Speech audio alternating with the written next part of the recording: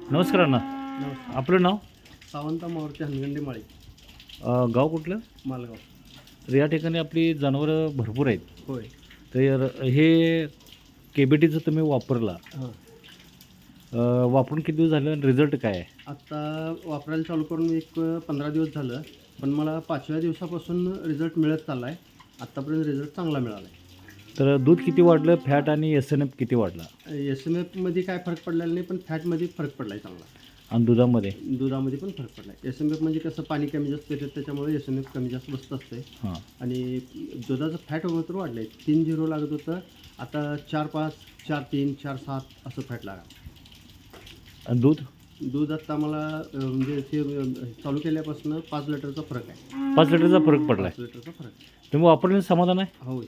इतर लोकांना काय सांगू शकाल? आता काय मी वापरलं म्हटलं तर बाकीच्यांनी माझं बघून वापरावं. धन्यवाद.